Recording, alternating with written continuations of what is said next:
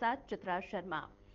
स्वयं को जानो सुनने में बहुत आसान लगता है, लेकिन जब आप अपने आप को जानने की कोशिश करते हैं तब आपको समझ में आता है कि किन किन बातों का ख्याल आपको रखना चाहिए था अपने जीवन में, जिन बातों पर आपने ध्यान नहीं दिया है। कौन सी बातें महत्वपूर्ण हैं आपके जीवन को अच्छा बनाने के लिए। ये सारी बातें अगर आपको जाननी है, समझनी है, पहचाननी है, तो फिर इस कार्यक्रम के साथ आपको जुड़ना होगा। क्योंकि दर्शकों, इस कार्यक्रम में बहुत सारी बातें आपको ये बताई जाती हैं कि जीवन की अहमियत क्या है, स्वयं को आप किस तरह से जान सकते हैं। आपके पास ही अपनी हर परेशानी का समाधान होता है और व्यक्ति अमूमन ये करता है कि अपनी परेशानी के समाधान के लिए कभी इधर चक्कर काटता है, कभी उधर चक्कर काटता है। दुनिया भर में आप लोग धक्के खाते हैं अपनी परेशानी का समाधान ढूंढने के लिए, लेकिन आपकी परेशानी का समाधान आपके खुद के भीतर है, आपके मन में बसा हुआ है, आपके विचारों में शामिल है। बस उसको ढूंढने भर की देरी है, उसको खोजने भर की देरी है। और अगर इन बातों को आपको समझना है कि समाधान कहां से खोजना है, कैसे खोजना है, तो फिर ये मंच है जो आपकी मदद करेगा, जो आपको समझाएगा कि स्वयं को कैसे जानना है, अपनी परेशानी का समाधान स्वयं कैसे अपनाना है। चलिए अब कार्यक्रम को शुरू करते हैं और हमेशा की तरह स्वागत करते हैं दीदेवार जीवन ज्योति संस्थान के संस्थापक स्वयं दीदेवार जी का। दीदेवार जी, बहुत बहुत आपका स्वागत है।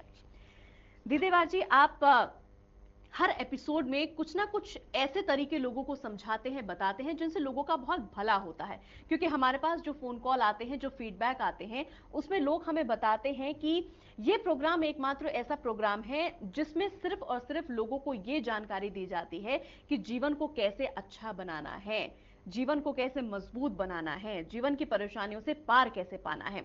पिछले कुछ एपिसोड में आपने भ्रष्टाचार का भी जिक्र किया था, तो आज इसी मुद्दे से जुड़ी हुई बातें हम कुछ आपसे करेंगे। भ्रष्टाचार दीदेवार जी हमारे समाज में इतना बढ़ गया कि सरकार को एक कदम भ्रष्टाचार के खिलाफ उठाना पड़ा और वो कदम था नोटबंदी का। इस कदम से पूरे देश में हलचल हुई है, पूरा देश जो है वो कहीं ना कहीं प्रभावित हुआ है। तो इस कदम को, सरकार ने ये जो कदम उठाया है भ्रष्टाचार के खिलाफ, इस कदम को आप किस तरह से देखते हैं? सर्वप्रथम हम ये कदम क्यों उठाना पड़ा, उसके लिए आप ही ने बोला उसका एक कारण, एकमात्र कारण भ्रष्टाचार है। यहाँ पर एक बात बार बार कही जाती है कि यहाँ पर एक प्राकृतिक नियम, एक मानव के समाज का नियम और व्यक्तिगत नियम है। प्रगति के नियम के अंदर प्रगति जो है मानव को ये सक्षम बनाई है कि जो तू चाहे वो कर सकता है और जैसा जैसा तू चाहता है वैसा वैसा होता है। वो परिवेश अगर तूने सही कदम उठाया तो तेरे लिए हितकारी होगा, तेरे समाज के लिए हितकारी होगा। और अगर तूने गलत उठाया है और जब समाज का बहुत बड़ा वर्ग इसको करने शुरू हो जाता है, इसको आरंभ करता है, तो वो उसके लिए कष्टदायक या उसको उत्तम उन्नति के लिए ले जाता है। तो भ्रष्टाचार एक ऐसा, सभी लोगों ने इसके अंदर कैसे अपना योगदान दिया भ्रष्ट होने के लिए, खासकर जब तक हमें इसका ज्ञान नहीं हुआ तो हम भ्रष्टाचार को जिस पर गाली देने से, उसको दूर करने से कभी दूर नहीं हो सकता। जिस प्रकार गर्मी के साथ लड़ने से या सर्दी के साथ लड़ने से ना सर्दी दूर होती है ना गर्मी होती है, उसको उपचार के लिए होता है। इसलिए भ्रष्टाचार मानव जगत के अंदर, भारत के अंदर अधिकांश लोगों ने इसमें अपना कैसे योगदान दिया है, जब हमें इस बात का ज्ञान हो जाएगा तो हम उसमें सजग हो जाएंगे। कैसे कि किसी भी प्रकार संविधान के अंदर मुझे एक निर्णायक रूप से अधिकार दिया गया भारत के नागरिक होने का, भारत के नागरिक होने से, कि मैं अपने समाज के नियम के लिए, एक व्यवस्था के लिए एक सरकार को एक बनाया जाए। ये मानव ने अपने समाज के लिए उसको बनाया था और उसके लिए एक उत्तम बात कही थी कि मानव, तुझे अपने को भारत के नागरिक में से किसी एक नागरिक को चुनकर समाज के नियम के ऊपर उसको देना है। वो जो तेरे कार्य करेगा वो सेवक के रूप में आना चाहिए। मगर मुझे जो अधिकार मिला था भारत के नागरिक के रूप में, वो मैंने उसको खुद ही भ्रष्टाचार हो गया, क्योंकि मैंने नागरिक ना देखकर जो भी उम्मीदवार खड़ा हुआ मैंने उसे जाति, वर्ग और धर्म के नाम से दे दिया गया। जबकि मेरे को अधिकार मत का भारत के नागरिक के होने से मिला था और दूसरा भी मत जो उम्मीदवार खड़ा हुआ भारत के नागरिक के रूप में खड़ा हुआ था, वहीं से मेरा भ्रष्टाचार मैंने आरंभ कर दिया। और ये हम भारत की 125 करोड़ जनता सभी इसी के अंदर लिप्त हो गई है। बहुत कम व्यक्ति विशेष हैं जो इस अधिकार को सही दे पाए हैं। और जब मैंने मत ही भ्रष्ट रूप में दिया तो भ्रष्टाचार का हमें अनजाने में योगदान कर दिया। इसका जब हमें ज्ञान हो जाएगा तो इस जो मेरे से आरंभ हुआ है मुझसे ही दूर होगा। और आज के वर्तमान विषय के अंदर जो सरकार ने ये उपदेश दिया है, जो कदम उठाया है, वो कितना उत्तम है या कितना जरूरी है। कोई भी कदम पूर्ण रूप से सही नहीं हो सकता और कोई भी कदम पूर्ण रूप से गलत नहीं हो सकता।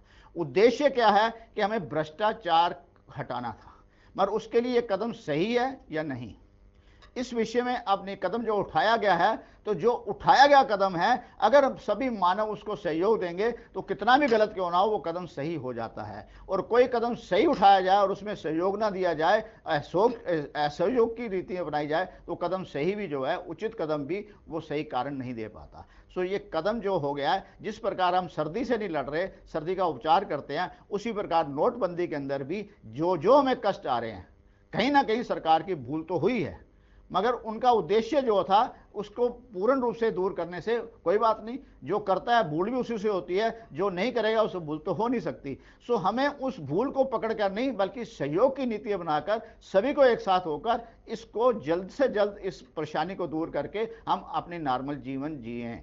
उसके लिए जब भी कोई कष्ट आए, अगर हमें पैसा नहीं मिल रहा तो पैसा हमारा कहीं नहीं गया, पैसा हमारा ही है, जहाँ हमारे घर में पड़ा है, हमारे बैंक में पड़ा है। अगर हमारे पास किसी कारण से कार्य दूर हो गया है, हमारे पास ये यकीन मानिएगा कि हम अगर जिस चीज़ को स्वीकार कर लेते हैं तो हमारे लिए कष्टदायक नहीं हो सकता। समस्या में ही समाधान है। समस्या को समस्या बढ़ाने से नहीं, समस्या के अंदर समाधान ढूंढने का कारण ढूंढेंगे तो हमें यकीनन मिल जाएगा। बिल्कुल, बहुत अच्छी तरह से दीदेवार जी आपने कहा है कि समस्या के अंदर ही कहीं ना कहीं उसका समाधान छुपा होता है। और एक और बात आपने बहुत खूबसूरत की है कि सरकार ने ये जो कदम उठाया है, उद्देश्य बहुत मजबूत था, उद्देश्य बहुत साफ क्लियर था, और लोगों का अगर पूरी तरह से सहयोग मिले तो ये उद्देश्य बहुत जल्दी सार्थक भी हो सकता है। लेकिन सरकार के इस कदम का, नोटबंदी का जो असर है लोगों में, वो मिला जुला है। कुछ लोग खुश हैं तो कुछ लोग बहुत ज्यादा परेशान भी हो रहे हैं, जिनको पैसा नहीं मिल पा रहा है। तो वो जो परेशान लोग हैं, कैसे अपनी परेशानी को दूर करें? जो मानसिक परेशानी लोगों को इस वक्त हो रही है, कुछ एक लोगों को जिनको भी पैसा नहीं मिल पा रहा होगा, या एटीएम की लाइन में उनको लगना पड़ता है, बैंक की लाइनों में उनको लगना पड़ता है, वो कैसे मानसिक शांति अपने आप को दे सकते हैं, खुद को दे सकते हैं? थोड़ा सा इसके बारे में आप समझा दीजिए, क्योंकि ये बात उन लोगों को बहुत ज्यादा फायदा पहुंचाने वाली है। मैं आपके इस प्रश्न से सहमत नहीं हूं कि कुछ लोगों को इस परिवेश में कष्ट हो रहा है। अच्छा, इसमें जिन्होंने इस नियम को लागू करा है और जो उस नियम के अंदर बाधक भी बन रहे हैं, जो सहयोगी बन रहे हैं, सभी इसमें परेशान हैं। कोई भी अगर आपने आपको ये कहे कि मैं इस घटना से, इस परिवेश में परेशान नहीं हूं, ये गलत है। जिसने लागू करा उसको वैसे उचित रिजल्ट नहीं मिला, उसका उद्देश्य पूर्ण नहीं हुआ, और जिसका उद्देश्य पूर्ण नहीं हुआ वो अपने उद्देश्य की कमी को ढूंढने के बजाय अपने आप को सही साबित करने में गलत रास्ता और उठा रहा है। ये भी उसे सही सोचना पड़ेगा। और जो इसके दूसरे परिवेश है कि हमें अड़चन ही डालनी है, ये बात करें, कदम कितना भी गलत क्यों ना हो, सभी परिवेश में सहयोग में उसे उत्तम करें, क्योंकि सभी भारत के नागरिक हैं। अगर जब हम ऐसे भारत नागरिक से हटकर हम किसी संस्था के, किसी वर्ग के या किसी पार्टी के बन के रहते हैं, तो हम विपक्ष या विपक्ष में रहेंगे और अड़चन पैदा करेंगे। तो यकीनन मानेगा जिसने भी ये लागू करा है वो सदा एक पद पे नहीं रह सकता। वो तो आज नहीं तो कल चले ही जाएंगे, मगर हमारे लिए ये एक कहीं घातक सिद्ध ना हो, हमें इस परिणाम को अपने जीवन में सबसे उत्तम बनाना है। क्योंकि विपक्ष में भी पक्ष होता है, जो पक्ष है उसको देखें। पक्ष में कभी भी पक्ष नहीं मिलेगा, क्योंकि पक्ष वाला तो सिर्फ अपने पक्ष की बात करता है। विपक्ष के अंदर उसने पक्ष देखना है। जब तक हम पक्ष नहीं देखेंगे हम सहयोग नहीं दे पाएंगे। बहुत गहरी बात सर आपने की है कि विपक्ष के अंदर भी कहीं ना कहीं पक्ष छुपा होता है, और व्यक्ति अगर पक्ष को ही समझे, उसको ही अपने जीवन में लागू करे, तो काफी हद तक लोगों की परेशानियां आसान हो जाएंगी। लेकिन सर बात वही आ जाती है कि समाज का हिस्सा है, और समाज में हर व्यक्ति अपनी एक सोच रखता है, हर व्यक्ति अपनी एक मंशा रखता है। तो अगर किसी के फैसले से किसी व्यक्ति को कोई परेशानी हो रही है, तो जैसा कि आपने कहा कि मन पर कंट्रोल रखना चाहिए, विचारों को शुद्ध रखना चाहिए, तो व्यक्ति उस परेशानी से खुद को बचा सकता है। लेकिन बात घूम फिर कर यही आ जाती है कि विचारों को हम मजबूत बनाएं कैसे? विचार है, नकारात्मक विचार कहीं ना कहीं हावी हो जाते हैं सकारात्मक पर, तो उस नेगेटिविटी को दूर किया कैसे जाए? कौन सी प्रक्रिया अपनाई जाए, कौन सी क्रिया ऐसी की जाए जिससे जो नेगेटिविटी है वो हमारे जीवन से दूर होती चली जाए? अभी आपने मन की बात करी। मन हमारा जो बनता है विचारों के द्वार से, और विचार अभी हमें हम इतने में सक्षम नहीं हुए कि अपने विचारों को सजग करके अपने द्वारा सही कर सकें। तो इतने में जिस प्रकार एक तूफान आ गया है, प्रकृति तूफान आता है, तो ध्यान रखिएगा कि प्रकृति में इतनी शक्ति नहीं है कि तूफान को कोई ज्यादा समय तक दे पाए। वो भी कुछ सेकंडों, कुछ मिनटों के अंदर खत्म हो जाता है।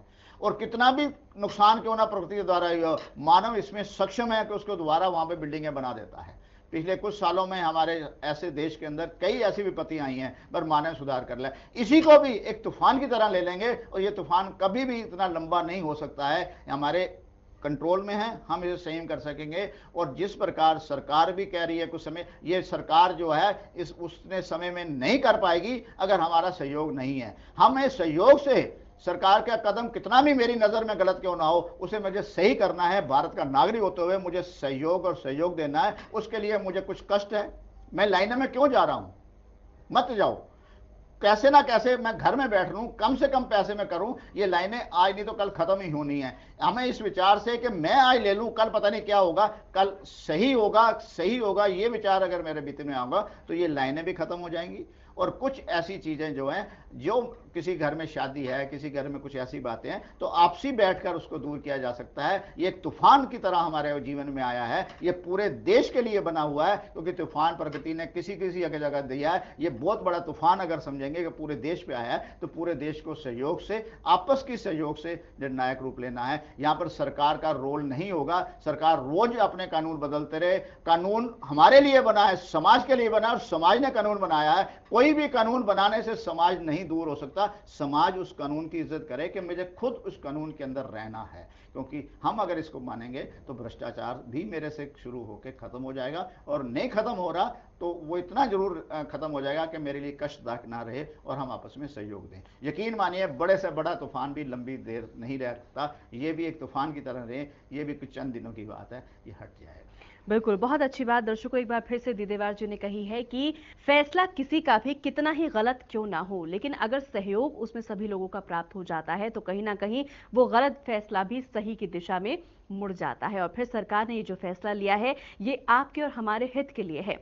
तो अगर हम सभी लोग धैर्य के साथ, शांति के साथ, शुद्ध विचारों के साथ सरकार का सहयोग करेंगे, सरकार के साथ कदम से कदम मिलाकर चलेंगे, तो हित इसमें हमारा ही होगा। अब बात यहाँ पर मन की शांति की आ जाती है, आत्मिक शांति की आ जाती है। मन को शांत करना दीदेवार जी शायद इतना आसान नहीं रहता है। सुनने में बहुत आसान ये बात लगती है कि अगर कोई परेशानी है तो मन को शांत करके बैठो, विचारों को शांत करके बैठो। लेकिन खलबलियां इतनी हैं, मन में विचार इतने हैं, बातों में बातें इतनी ज्यादा हैं कि मन के अंदर शांति आ नहीं पाती चाहने के बावजूद। मन को शांत तो करना ही नहीं है, यह भी एक भ्रम है। मन तो चंचल है, उसे तो चलता ही रहना है।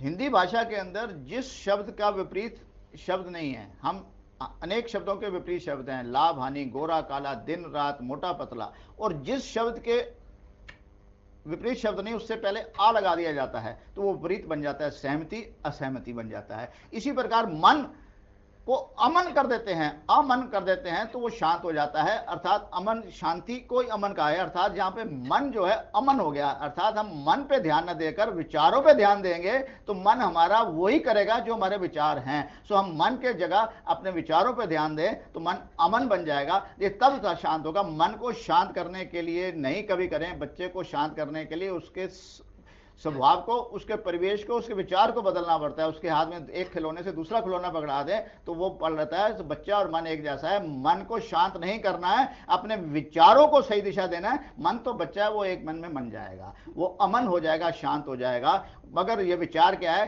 कि ये लंबा तूफान नहीं है, बहुत कम समय का है और ये हमारे हित में है। यही एक विचार लें तो ये हमारा मन या हमारा निर्णायक है। इस समय सिर्फ यही एक विचार जो है हमारे लिए दवा का, उपचार का कार्य करेगा।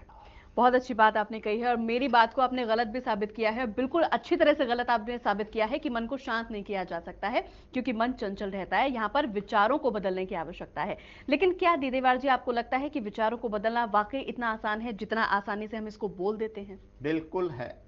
मैं अपने आप को उस परिवेश में रहता हूं, एक पारिवारिक, संसारिक और पूर्ण रूप से सामाजिक हूं, और उसके परिवेश के अंदर रहकर मैंने कौन से विचार के ऊपर चलना है, उन विचारों पर सिर्फ एक पल, एक हम अभी एक कोई विचार को दृढ़ता ले लें और उस पर चलें, तो हम देखेंगे किसी विचार को हम दृढ़ ले लेंगे तो मेरे जीवन के लिए घातक हो ही नहीं सकता, वो साधक बनेगा, और साधक जो मेरा बनेगा तो दूसरे को भी मैं साधक करने में प्रेरित कर पाऊंगा। विचार पे विचार करना ही उसका एक उपचार है। विचारों के साथ चलना विचार नहीं है, विचारों के साथ उजलना विचार नहीं है, विचार पे विचार करना ही हमें जीवन को साधक बनाने का एक ही मात्र रास्ता है। अच्छा दीदेवार जी, आप सरकार की नीति की हम क्योंकि बात कर रहे हैं, ये जो सरकार ने फैसला लिया है इसके बारे में हम बात कर रहे हैं, और आपने कहा कि विचारों में अगर तब्दीलियां लेकर आया जाए तो कहीं ना कहीं परेशानियां थम सकती हैं, परेशानियों का अंत हो सकता है। अब सरकार के इस फैसले के साथ कदम ताल अगर हमें करनी है, कदम से कदम मिलाकर अगर हमें चलना है, सहयोग अगर हमें देना है, तो विचारों को बदलना होगा। तो कौन कौन से वो विचार हैं जिनको बदलने की आवश्यकता है, और क्या क्या वो बातें हैं जो सहयोग देने के लिए हमें ध्यान देना है, हमें इस पर जोर देना है? सर्वप्रथम तो ये मान लें कि जो कारण था जिसके निवारण के लिए ये कदम उठाया गया, वो कदम उचित नहीं है जी। उसके कारण के निवारण और भी हो सकते थे। ये एक जल्दबाजी का कदम उठाया गया, पर जो कदम उठ गया है उसको अब सही करने के लिए हमें सहयोग देना है। सर्वप्रथम तो हम ये मान लें कि ये कदम जो है सही ना होते हुए भी हमें इसे सही दिशा में लाना है। सहयोग देते हुए सिर्फ और सिर्फ सहयोग का विचार लाना है, और जब सभी सहयोग ले आएंगे बड़े से बड़े तूफान के अंदर हम एक दूसरे को बचाने का कोशिश करते हैं। कुछ लोग तो हमेशा ही तूफान के अंदर अपना जीवन खो देते हैं, उनका तो उपचार नहीं हो सकता, पर जो बच गए हैं हम उनके सहयोग से दे सकते हैं। अगर मेरे पास कुछ पैसे हैं तो मैं अपने जानने वाले को उधार दे दूं, या उसकी शिक्षा कर दूं, या उसे कह दूं जब तेरे अगले महीने तेरे को कुछ सैलरी मिलेगी, तनख्वाह मिलेगी, वेतन मिलेगा, तो तब दे देना, तो लाइन में मत खड़गा। तेरे को किसी प्रकार एक दूसरे को सहयोग देने से ही नीति है। सरकार के कदम को सही उचित ठहराना या सरकार को अनुचित ठहराने में अपने विचारों को नहीं लगाएं। सरकार को सिर्फ जो कदम सही या गलत पे विचार न देकर हमें सिर्फ सहयोग की नीति अपनानी है, और सिर्फ सहयोग की नीति अपनाने हुए जो सदियों से हमारे यहाँ भ्रष्टाचार था, हम चंद दिनों में इसे दूर करने में सक्षम हो जाएंगे। आज के लिए इस कार्यक्रम को यहाँ पर विराम देते हैं। दीदेवार जी, बहुत अच्छी तरह से आपने लोगों को बताया है कि कैसे सहयोग की नीति अपनाकर देश का वो लोग कल्याण कर सकते हैं। बहुत बहुत शुक्रिया हमसे जुड़ने के लिए।